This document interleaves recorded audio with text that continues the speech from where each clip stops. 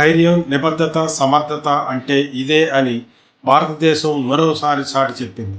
ఉగ్రస్థావరాలే లక్ష్యం చేసుకుని అమాయకులకు హాని కలగకుండా నిర్వహించిన అద్భుతమైన చర్య ఆపరేషన్ సింధూర్. పహల్గాంలో పర్యాటకులపై జరిగిన ఉగ్రదాడిలో ఓ స్త్రీమూర్తి కళ్ళ ముందే భర్తను హత్య చేశారు. వారితో పాటు 26 మంది పర్యాటకులు, ముఖ్యంగా హిందూ పర్యాటకులు ప్రాణాలు కోల్పోయారు. ఆ క్షణం దేశం హృదయాన్ని తాకింది. బాధ్యులైన 9 ఉగ్రవాదుల స్థావరాలపై ఆపరేషన్ సింధూర్ జరిగింది. ఇది ప్రతీకార చర్య కాదు, ప్రతి మహిళ గౌరవాన్ని రక్షించేందుకు తీసుకున్న న్యాయపరమైన చర్య. గతంలో ఆపరేషన్ గంగా, ఉక్రెయిన్ యుద్ధ సమయంలో, ఆపరేషన్ వందే భారత్ కోవిడ్ సమయంలో, ఆపరేషన్ కావేరి సూడాన్లో సివిల్ వార్ సమయంలో, ఇప్పుడు ఆపరేషన్ సింధూర్.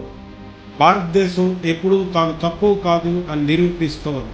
సింధూర్ అనే పేరు వెనుక ఉంది మన స్త్రీల హృదయాలను తాకిన వేదన, ఒక జాతి గౌరవాన్ని నిలబెట్టే దృఢ సంకల్పం.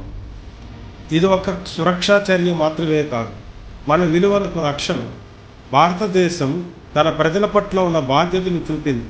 ఇది భారత త్రిదళాల నిబద్ధతకు నిలువు ఉదాహరణ.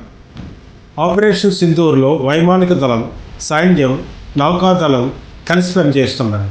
వారందరికీ సాల్యూట్ చేద్దాం. న్యాయం కోసం ఆపరేషన్ సింధూర్ పోరాటం ఇంకా కొనసాగుతూనే ఉంది. గమ్యం ఒక్కటే, శత్రువు పునరుద్ధరించకుండా చేయడం. జై భారత్.